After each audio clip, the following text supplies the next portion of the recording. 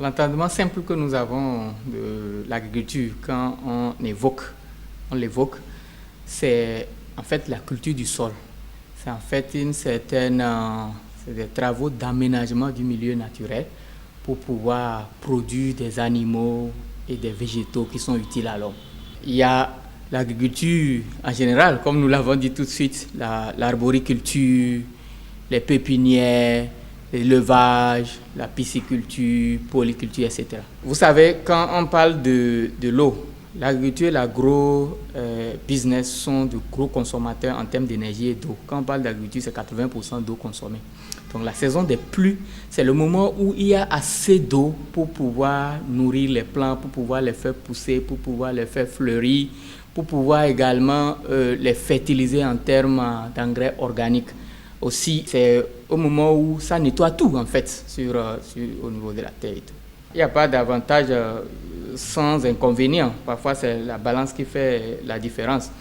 Et c'est vrai, le côté positif l'emporte sur le côté négatif parce que également, c'est pendant la saison des pluies là que nous avons des inondations. Ça peut emporter toutes nos cultures, ça peut dégrader les voies, ça peut lessiver le sol, ça peut également tuer nos élevages en détruisant vraiment les infrastructures, nous empêcher de faire certaines tâches, même en parlant des activités post-récolte comme les séchages et tout ça, ça nous empêche de le faire, pour ne citer que ces éléments. C'est difficile d'identifier actuellement avec précision la saison des pluies parce que ça change, c'est ça que nous appelons terre à terre le changement climatique. Et puis, pour pouvoir vraiment s'adapter, il faut faire en sorte que nous prenions conscience que le danger avance vers nous et qu'on puisse avoir des actes qui prônent la résilience à travers la plantation des arbres, à travers la limitation des actions qui vont émettre beaucoup plus les gaz à effet de serre, à travers l'adoption vraiment de la culture de conservation, aussi bien que la polyculture, ces éléments-là qui permettent quand même de créer une certaine résilience. On est confronté dans un premier temps à cette histoire de changement climatique, effectivement, qui fait que ça aggrave en termes de production, ça baisse vraiment les récoltes en termes de rendement. Et aussi, on est confronté au problème au niveau de l'agriculture, au problème d'accès aux moyens de production. Vous savez, souvent, si vous n'avez pas accès aux semences de qualité, aux intrants, etc., c'est un problème également.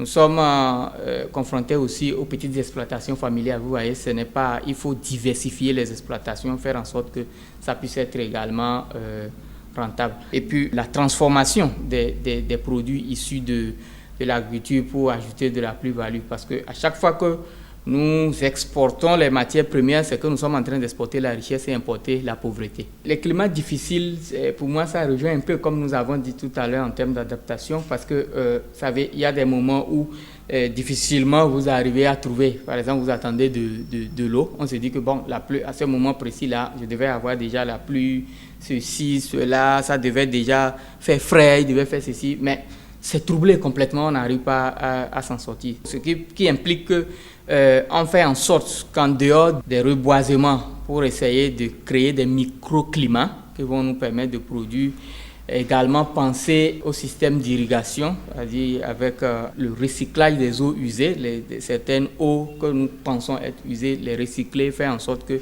ça puisse toujours revenir dans notre manière de produire.